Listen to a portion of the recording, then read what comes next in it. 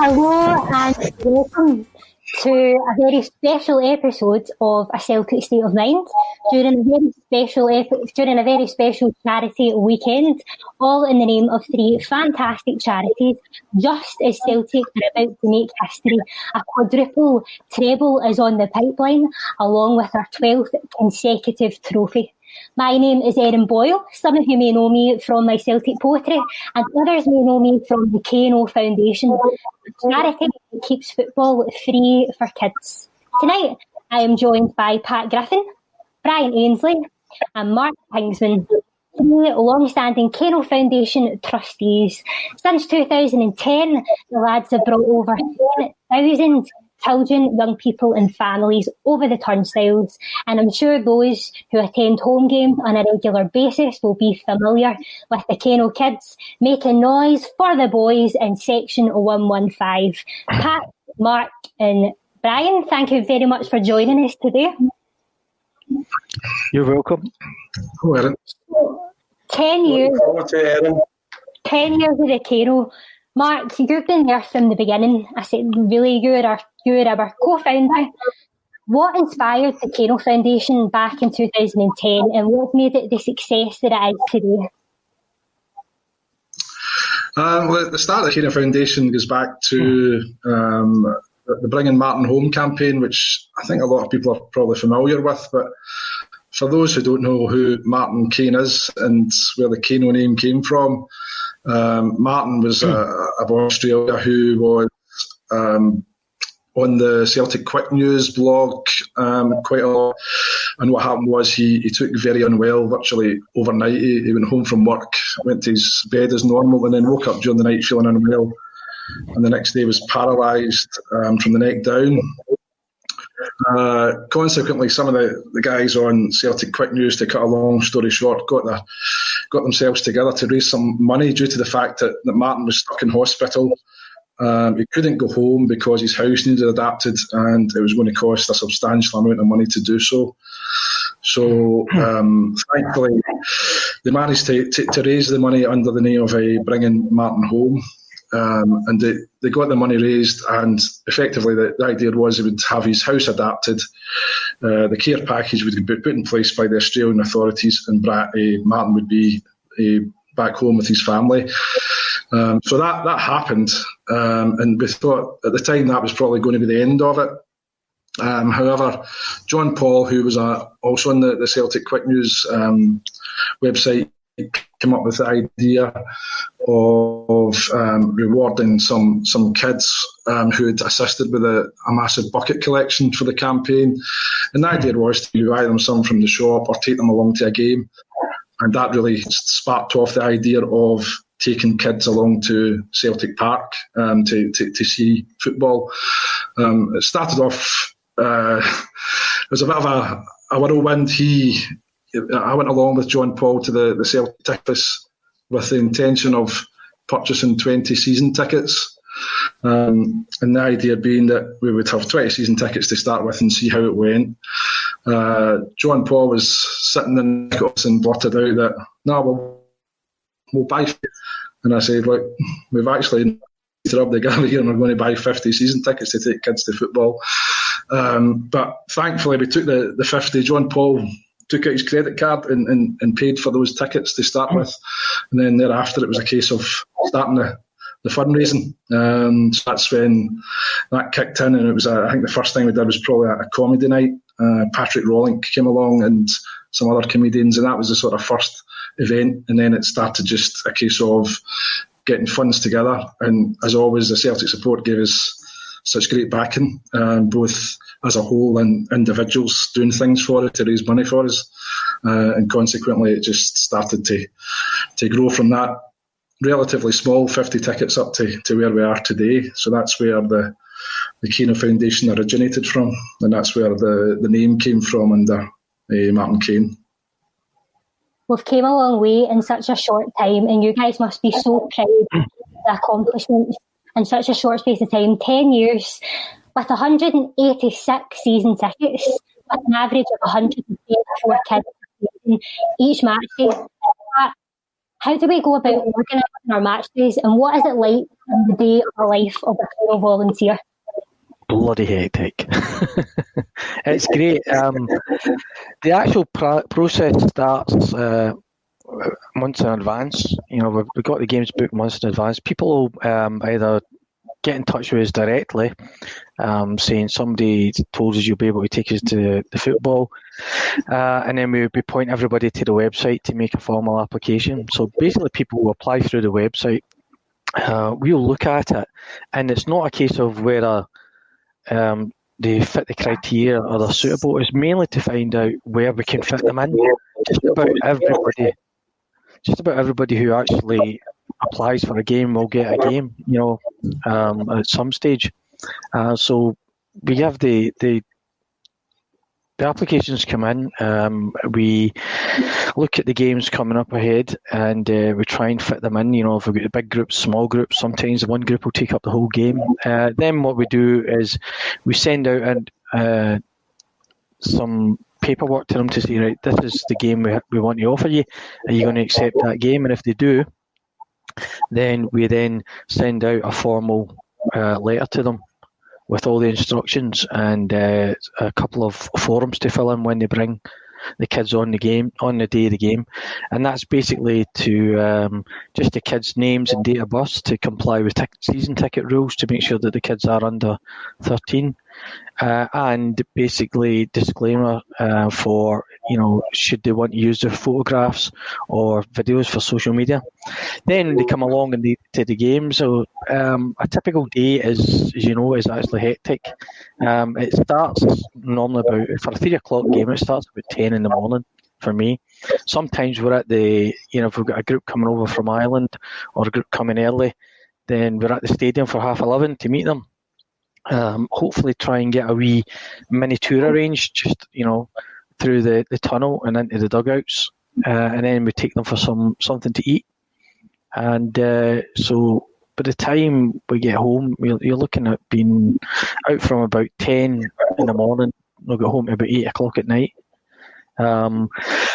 And it's hard sometimes to actually get to watch the game because you're that busy during the game, you know, make sure everybody's okay. A lot of the times, a lot of the goals we've missed it's been quite a few. So we go home and pick up and find out where we can see them online. But it's hectic, but it's like an organised chaos. People who come along say, don't know how you guys manage it, you know, but it's just something we're used to. We've just been doing it for years, you know. It's a great experience for anybody who hasn't come along and seen what we've done. When you see a kid or even an adult coming into that stadium for the first time and they stop at the top of the stairs and have one look around, you can see that, you know, they're like, wow. And, you know, it's that you've caught them then. And for most of the kids, that's it. It's like a love affair that goes on for the rest of their life. That's what I always say. The kids always leave. We've had kids from Aberdeen, kids from Dundee, and they just hooked. You know, it's an instant love straight away. Even for the teachers as well. Sometimes the teachers are more excited than the kids they think. Brian, what did it mean to do reaching 1,000 kids over the turnstiles? And can you believe that it was a year ago already? Because this year's just flowing in. We should be at like 15,000 kids now. I think we're just about to reach 11,000. What did the 10,000 kid mean to you? It meant everything, but every single kid that comes through the turnstile, as Pat said, they just look in wonderment. They're outside the stadium, they're slightly excited. I don't give them blue Smarties. I make sure that they get wound up so that they're hyper going in. I mean, we've got to look at Mark.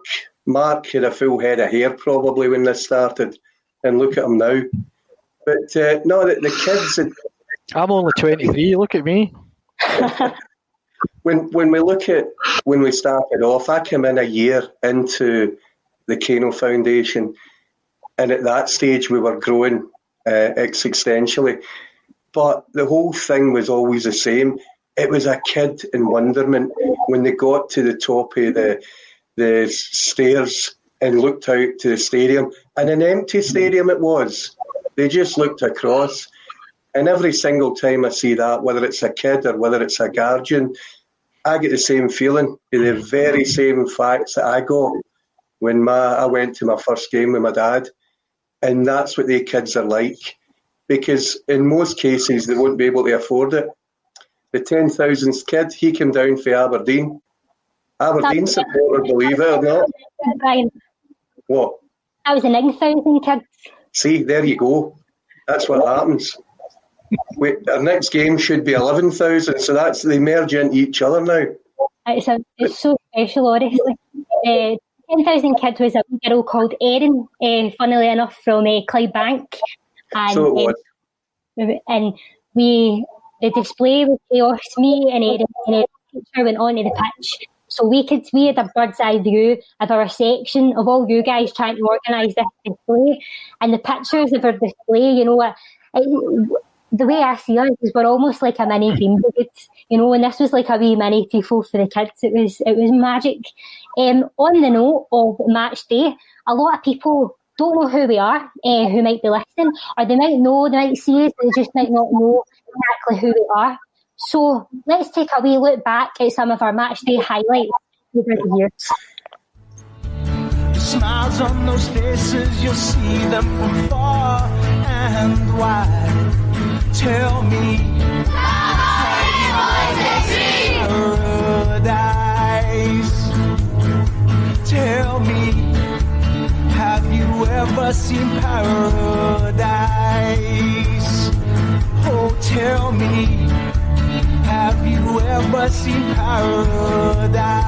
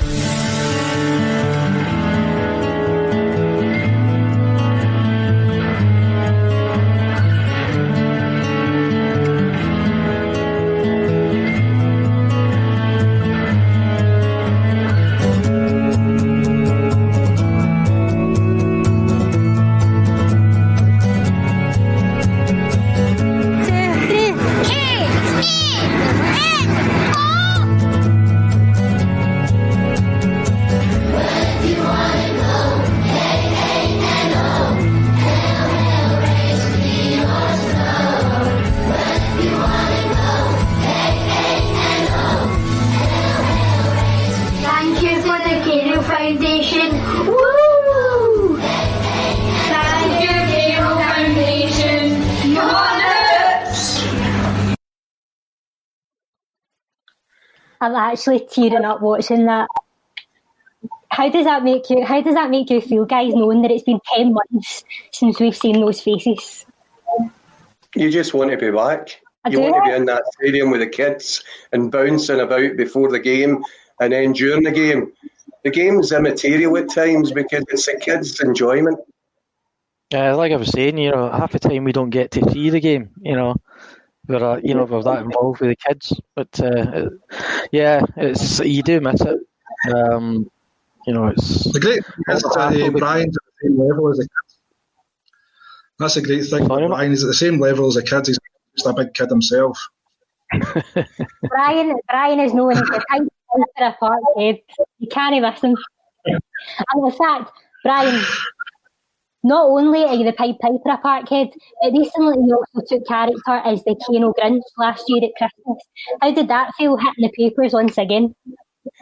It was great fun. Eddie Cantwell gave us 2 outfits for our Christmas party.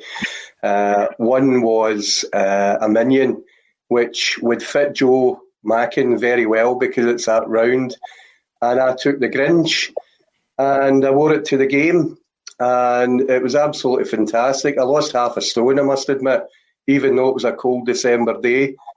But bouncing about in paradise, dressed as a Grinch, there was a picture of me with Santa, and Santa sitting next to me looks about 2'1". But I loved it, and so did the kids. They thought it was fantastic. The funny story, we had the Christmas party the next day, and Lee Griffiths was invited along. And Lee FaceTimed his son up in Dundee and said, "What'd you think of this?" and put on the Grinch's head. And then after that said, "Can I borrow it for Christmas Day?" So I thought, can I do this? So gave him the outfit, away he went, and then I phoned Eddie and said, "Eddie, can Lee Griffiths borrow the Grinch outfit?" He said, "Yeah, no problem." I says, "Just as well, he's halfway up the M8 to Dundee." That was the most surreal moment of my life. It was the Christmas party last year. Joe was a minion, you were the Kano Grinch, and young Sarah and I were Mickey and Minnie. And there was a moment where Lee was standing in the middle of us and we're talking to Lee Griffiths' kids dressed as Minnie and Mickey. And it was just a moment where I was like, people don't realise that the Kano Foundation is just so much more than just taking the kids, to match days. The Christmas party is one of our events out with match days, but not only do we do so much for the kids, but we also like to give back to our supporters as well. And Joe, who turned 50 last night, so a big happy birthday, because he'll be listening and loving it, hopefully. Joe is a man when it comes to fundraising events, from golf days to dinner dances, year in and year out. Our dinner dance is the highlight of the year. How important is this night for our funds, and what makes it so brilliant? Well, I think it's a chance to actually thank people personally for all the support. Because not only do a lot of the people come to the dance, they also support us during the year. We come to the golf days and donations here and there, and it's just a good chance to let your hair down and and celebrate the fact that you managed to get through another year, and as I say, personally go around and thank and speak to people. And the good thing about one of the greatest things about getting involved with the Kano Foundation is the amount of friends that we've made over the years, the amount of good people out there, not just the people who donate, but all the people who bring the groups.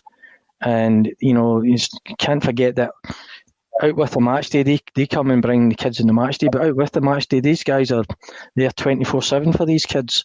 They're always there, always in the background with their youth groups and whatever. So it's good to see some of them and, basically just, as I say, relax, get to know everybody and just say thanks very much for your support. Definitely. Brian, you're always a good laugh at the dinner dances. So what's been your favourite, if you have a year, what's your favourite year?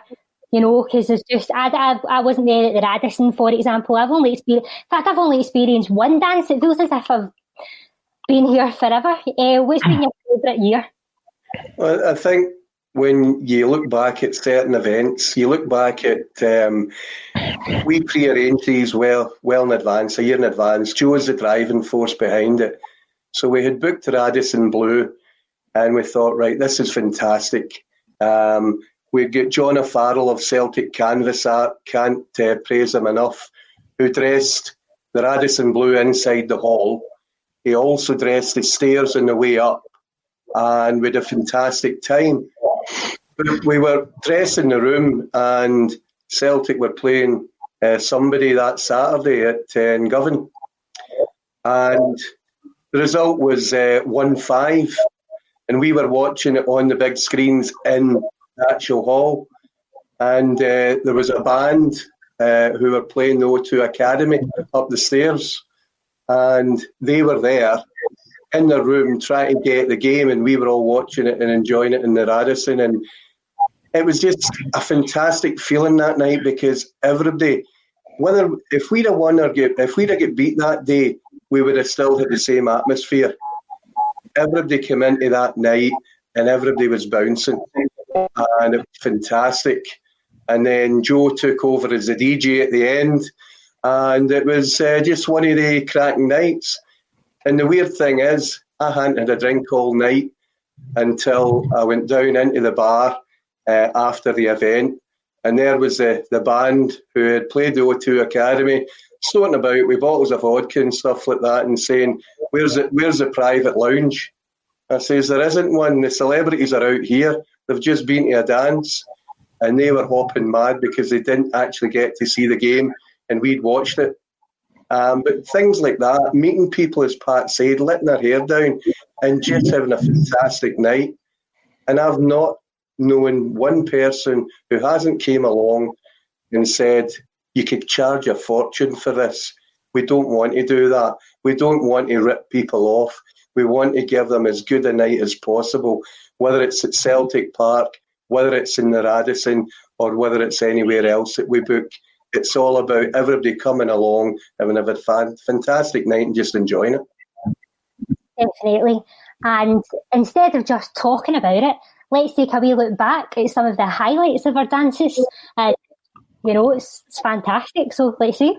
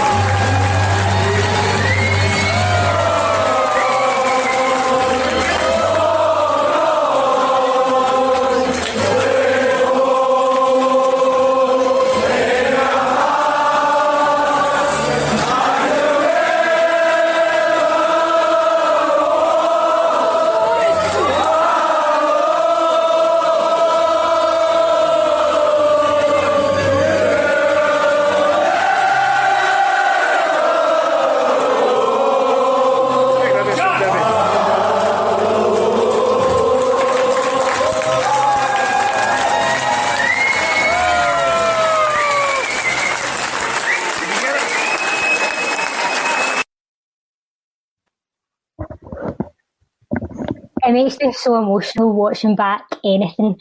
Guys, without having our dance this year, what problems does that, what problems do we face in a post-COVID world? What challenges has the Kano faced throughout the coronavirus pandemic?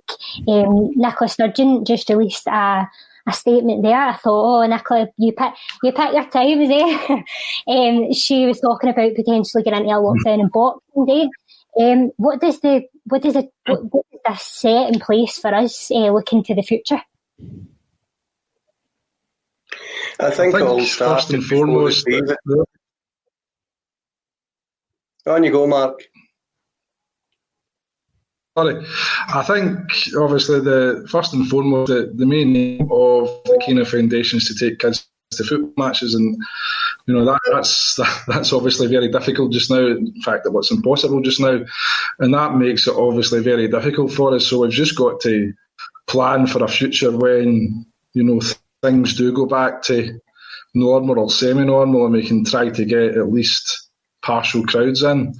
I don't know when that'll be, or if it'll be this season, but that's all we do. And in the meantime, we've got to ensure that financially we're still in a position to do that.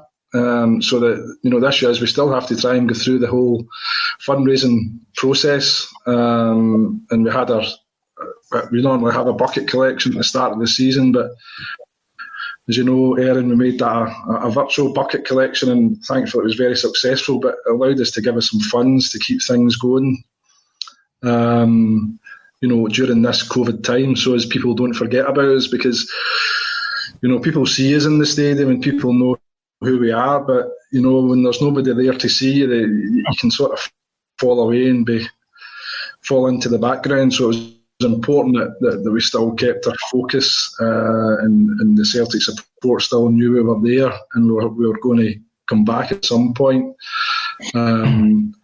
Obviously, the public face of the Kano Foundation is seeing the kids going into the stadium. A lot of work goes on in the background, as Pat touched on earlier, with the organisation that goes into a game day, and keeping the things going generally. But it's important that we sort of kept our finances going and our fundraising going throughout that. As I say, the public face is Bride and Pat and Joe when they take the stadiums, and obviously when you look at them, they've got the sort of faces that your parents told you to stay away from when you were younger. But that's where we're at just now. It's like we're like everyone else. We're at the awaiting game stage. Definitely. On you go, Brian. Yeah, that's one of the things that before the season started, we had to sit down and look, and at that stage we were looking to get into the stadiums in August. So we had to pay for the season tickets without knowing what the future held. So we had to pay out for those 186 tickets. And once they were paid out, look at the fundraising to actually make sure that the money was in place, that money had been paid for out. So we had to bring it back in. Thankfully, the Celtic support and others have rallied round us.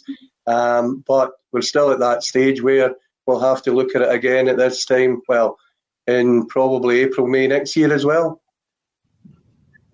Definitely, it's a real tough time for everybody, and that's what's so amazing about events like this that Paul John Dykes and the A Celtic State of Mind team are running for 3 fantastic charities.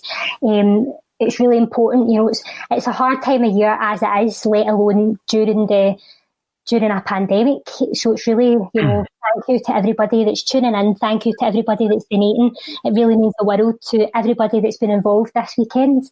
And, looking forward to our future. We won't be going away anytime soon. You'll be seeing us on Facebook, Twitter and Instagram, so give us a wee follow. But more importantly, the kids will always, as long as Celtic is here, the Keno Foundation will be here, so please do donate if you can as well. On our website we have like £1 a month and things like that. So please do if you can. On that note, we would not be here if it wasn't for our amazing supporters throughout the year. You guys are honestly what makes the Keno Foundation so special all over the world, and we cannot thank you all enough. So instead of thanking you and being here all night mentioning all of our amazing supporters and friends all over the world, here are some of your beautiful wee faces that we're missing ever so dearly. I would like to say a huge happy birthday and congratulations to the Keno Foundation. 10 whole years of keeping football free for kids. From all the members of the Belfast Celtic Centre. Congratulations to the Keno Foundation. 10 years of getting kids through the turnstiles at Celtic Park. What an achievement. Well done to Joe and everyone involved. From Perth CFC, Western Australia. Wow, 10 years of the Keno Foundation. Unbelievable. The workers have done, bringing so many kids, giving them a lift over the turnstile, giving them a gift, and giving them the gift of Celtic. From all the team at more than 90 minutes, we wish you all the best for the next 10 years. Happy 10th birthday and congratulations. I love you so much. Here. Happy 10th anniversary to everybody at the Keno Foundation. From us all here at the Gala Shield Celtic Supporters Club, even though I'm here myself. But we'll all be back here again soon, guys. So well done, and a big congratulations for getting all those kids through the doors at Parkhead free of charge. Hail, hail. Hi, congratulations to the Keno Foundation for 10 amazing years from the Trenton Andy Doyle Celtic Supporters Club here in Trenton, New Jersey.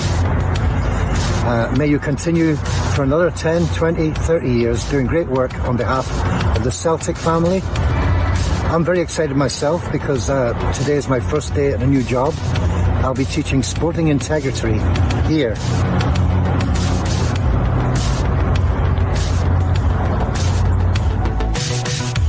Hi, Keno Foundation. I'd like to wish you a happy anniversary. I'm proud of all the great work you're doing back there at Celtic Park, and I'd like again wish you a happy anniversary from all the members of the Los Angeles Celtic Supporters Club. Hail to all at the Keno Foundation.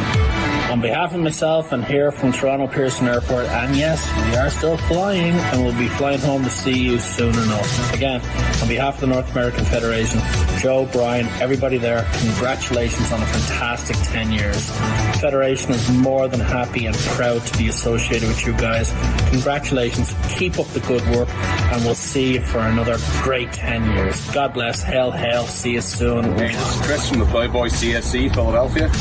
On behalf of myself and the rest of the Plowboys family, I want to congratulate the Keno Foundation on 10 years of keeping soccer free for kids.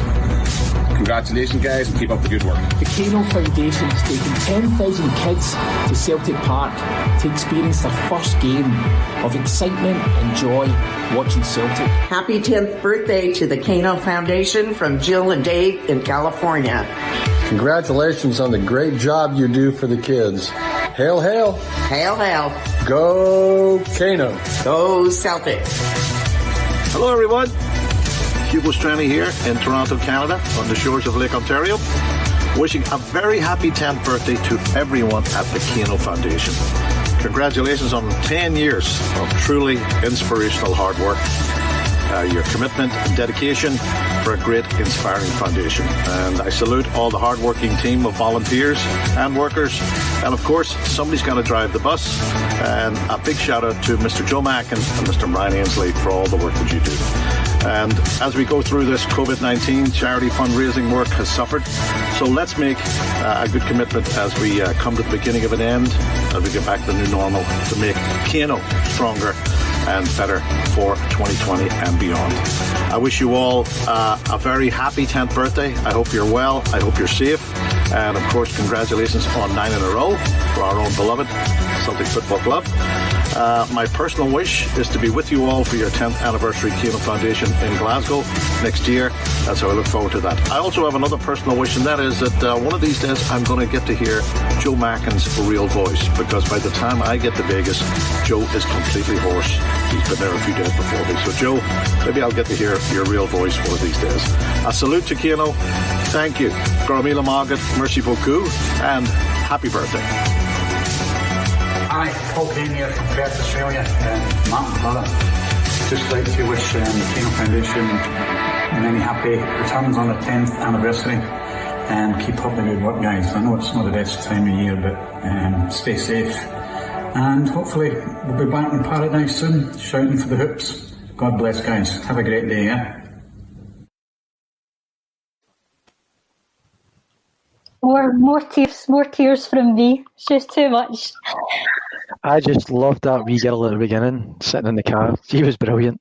She's an absolute star, honestly. And at the end, I cut it off for time, but they sing "Happy Birthday" to the Keno in Gaelic, and it was amazing. That video was taken from our 10th birthday in July there, which feels like a lifetime ago. I can't believe it was half a year ago already. Guys, I've got a wee question for you. As a writer, writing poetry a lot to do with the club and our backgrounds and our kind of Glasgow Irish heritage. What was your very first Celtic game? This is for inspiration. Tell me a little bit about your first Celtic game. What was it that made it so special? And these kids are coming in and experiencing their first Celtic game. Was it anything like yours? I can't remember mine. It was so long ago. I can't remember who it was against or whatever. I was that young. Sorry. Brian, what about you? Have you got any stories? Yeah, I was 9. 1st of May, 1971. And it was the last. You've looked that up. I was going to say, you get some. No, I can remember it. And it'll stay with me till the day I die, because it's what I see in the kids every time. My eyes nearly popped out of my head, because I walked into that stadium at the Celtic end and round and watched the game. And it was the last game of the Lisbon Lions. And it was 3-0 at half time. And all it was wave after wave of attack from Celtic. And I started crying in the second half when Clyde scored. But the game ended up 6-1. And I thought, this is what happens every game. And I thought, every single time that would continue to happen. We went through bad times a few years after it, but once you're a Celtic supporter, it stays with you forever. And I was thankful that my dad took me through, and he said, "You're not coming to another game because it's too dangerous." Because anybody going to the games in those days, you had the danger of the flying bottle or the wet trousers as you trudged through the terracing, or even worse, something else got you from behind as well. So you had to be careful. So that's my memory. Mark, what about you? Any stories? I think there might be a wee bit of a delay for Mark. My first game was against... I'm a bit like Pat. I don't really remember. I think it's just an age thing now. I think there's a bit of a delay, Mark. Well, I don't remember my first game. My first memory of going to a game was I was basically getting a lift over the turnstile. Ironically, is because it's what we do for kids. And I remember getting upset when I turned around the corner and seen the stadium for the first time, and the big sign up saying schoolboys must not be lifted over the turnstiles. And I burst out greeting saying I couldn't get into the game, and everybody just laughed at me. So, if you could pick one song to describe your childhood Celtic memories, what would it be and why? For me, it will be Rod Stewart, Sailing. That's the earliest memory I have of the music at Celtic Park. It was quite popular just before the team came out, and it was kind of like a cue for my cousin who took me to the game to take me from where we were standing in the jungle and move me around to the end of the jungle near the Celtic end where it was a wee bit safer. But yeah, so I would go with Rod Stewart and Sailing. Brian and Mark, what about you guys? Well, for me it was Sailing as well, because that's my earliest memories when I went to the games on my own in the Motherwell 9 bus and stood under the TV gantry in the old jungle, and the scarves were up in the air and it was fantastic. So yeah, that and Feed the Bear when Roy Aitken got up a bit of steam and started running at the opposition, and if you opened the gate he probably would have ran out the gate as well with the ball. But yeah, that would be the two. Mark, what about you?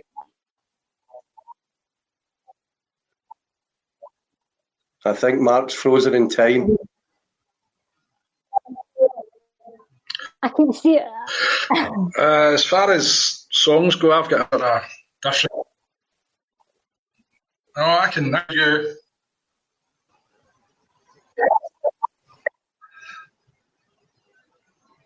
Definitely a bit of a delay there, but not to worry.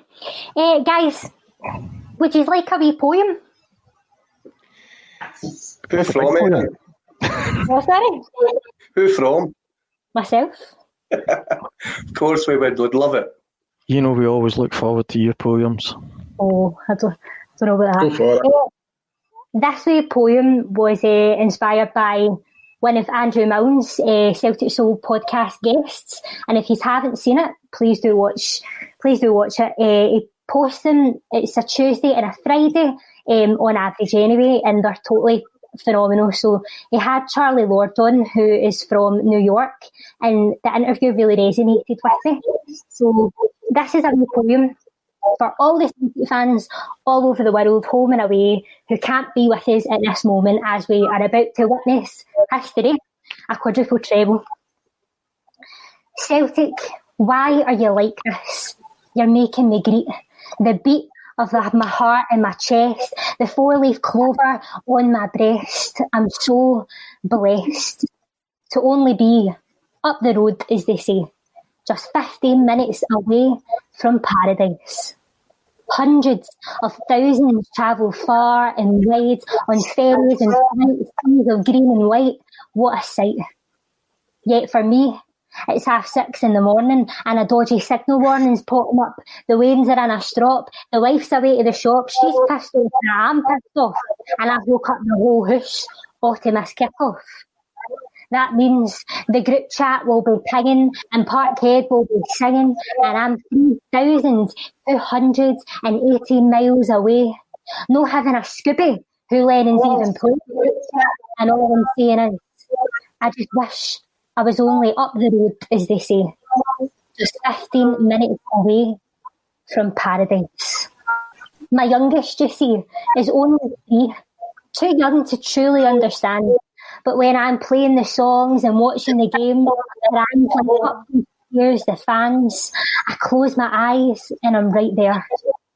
I hear a chorus of supporters. I put my princess high up on my shoulders as she holds up her scarf of white and green, and she'll see those scenes and she'll fall in love. And in her American accent, she'll say, oh, Dad, imagine we just lived up the road, just 15 minutes away from paradise. From the Bronx to LA, Cork to Toronto, Ballymena to Sydney to Rome, pilots in airports, sailors in boats, those passports will always find a way to come home. And the pubs will be Irish wherever you go. And the oil rigs will fly the flag high for a quadruple treble and 10 in a row. No matter where, no matter when. You know you've always got a friend, and that's what it means to be a Celtic supporter. Celtic, why are you like this? You're making me greet of a heart in my chest. I'm so blessed to be just up the road, as they say.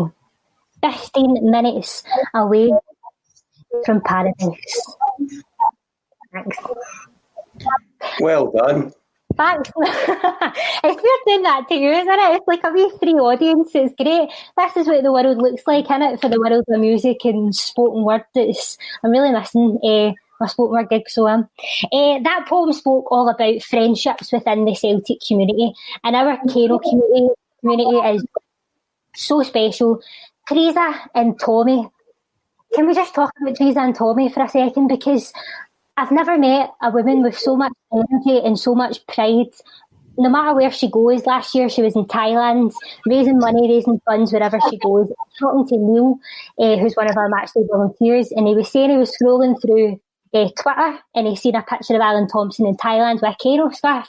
And I thought, I wonder who's over there. And there Teresa was, handing him over his Cairo scarf. If he's got any stories of Teresa and Tommy to share with the world, because they need praise. Well, I'll start off with Tommy. He's my favourite elf ever. Tommy to dress up for our Christmas parties year after year as an elf, I think's fantastic. But I think it's just to get out the house and escape for Teresa, because Teresa is a whirlwind. She'll go into pubs and ask them to take charity cans. She'll go and raise money anywhere she can. She'll go and raise funds for a tombola that she runs at the dances and approach hotels and other places to gift us stuff and then use that as part of the prizes on the tombola. It's absolutely brilliant. She's a whirlwind. She's absolutely stupendous. Can't praise her highly enough. One of my first games a wee while ago now, Teresa gave me this top, and the first game I didn't really know anybody, I didn't really know you guys, I wasn't sure if this was going to be my thing, things like that. And I remember Teresa just gave me a big hug, like, that's you. Honestly, she's Teresa is two of our ambassadors. And we've also got a couple of patrons and a couple of ambassadors across the board. Brian, tell us a wee bit about our patrons. Well, we're lucky enough in that all our patrons are heavily involved, especially like, say, Tom Boyd, who donates his time and energy to us and comes along to the golf day and promotes us whenever he can. We've got John Higgins, who's another superstar snooker player, but you wouldn't believe it because John Higgins himself is very modest and unassuming. And I had the cracking job of introducing him at the Radisson. And he was standing with Tom Boyd, John Fallon, Joe Miller, and a few others. And he says, "Why am I standing here with all of you? I play snooker. You're my heroes." And I says, "John, you're our hero to a lot of people. So, yeah, you deserve to be in that position." Cracking guy. Obviously, we've got the late Martin Kane. We've got Henrik Larsson. You don't need to say any words more than that. I think we've got the right people in place that help and assist us where possible. And going forward, we'll grow based on some of those patrons coming on board and putting us further. Definitely. In the summer there, during our 10th birthday, we did a live stream, and Joe and I interviewed Tom Boyd and Simon Donnelly, and I have to say it was one of the great privileges and the honours of my 20 years on this planet. It was just, having Tom Boyd as a patron. He's just a really great guy. Joe told me a story about when him and Tom first met, well, the early days anyway of their friendship, and Joe was getting all excited telling me this story, and he was like, and he turned around and he said to me, "Listen, Joe, listen, my friends just call me Tam, so just call me Tam." And I always slag Joe for that, because yesterday Joe was 50, and Tom Boyd had gave him a message alongside hundreds of thousands of people all over the world, and Tom gave me a message and he texted me like, "Did you see this? Did you see Tom Boyd message me?" I thought you were going to say there, "My friends call me Tam, so you can call me Thomas." But yeah, it's great. It's great with it, the patrons that we've got. Obviously Scott Brown as well, who quite kindly gave his armband to one of the kids who come along that day to watch one of the games, and a lot of the patrons, do a hell of a lot for us, and for a lot of them it's just a matter of saying, just give us a mention, just say hello to us, come along to our night, speak to other people. That's basically what we're trying to do, is when we have nights, get as many good Celtic people and ex-Celtic players and hopefully some current players there, so that it gives the people coming along an opportunity to meet players that they wouldn't normally meet, And like you say, Tom Boyd goes the extra mile. He really does. And, I'm surprised. I don't know where he gets the time, because I think he must be a patron of about half a dozen, maybe more, charities, and he gives his time up freely for all of them. So, well done, Tom. I know, big shout out. We really appreciate you. Appreciate all of you, Scott Brown. Yeah, even though it took him about 5 years to figure out what my name was. At one time, the guys were going to put a sticker on saying my name is Pat every time I was at a function, so they would know who I was. Scott Brown last year at our golf day, another amazing privilege to have a wee chance to have a wee chat with Scott Brown and interview Scott Brown. And I remember I got him in another room, just for it to be a wee bit quiet for the mic and stuff. And I just remember thinking, wow, like, Scott, he's an absolute legend, or for me anyway. I know we don't know what the future holds for Celtic tomorrow or the rest of the season, but no matter what, for me, Scott Brown is a legend. He brought us the treble, and he captained us to an invincible season. So honestly, he's fantastic. We don't have long to go. So I would just like to take this time just to thank the three of you, not just for tonight, but for being amazing trustees for 10 years. Not only you guys, but also Joe Mackin and Gillian McCall, who are two of the 5 trustees who are doing an absolutely amazing job. Neil, Paul, Sean Paul, all of our matchday volunteers, Cheese and Tommy, Sarah and Sarah who organises the Christmas party. We really appreciate you all ever so much. And also, of course, all of our supporters as well. We won't be going away just yet. We'll be sticking around for years and years to come, no matter what a post-COVID world presents for us. So thank you very much to everyone who makes the Kano ever so special. Paul John Dykes, thank you very, very much for having us on this evening, and thanks for all of our listeners. Please do, everyone, raise money, raise funds for these fantastic causes, and have a fantastic day tomorrow. No matter what the outcome, tomorrow is something to be celebrated as a Celtic fan. And I'm not going to lie, I'm britting it. We all are. I would just like to give a big shout out to Stevie Dodds, who is now going to take us out with a very special rendition of Let the People Sing. Please sing along if you know the words, and sing along if you know these extra special words. So thank you very much, guys. Mwah. And I can't wait to see you all again.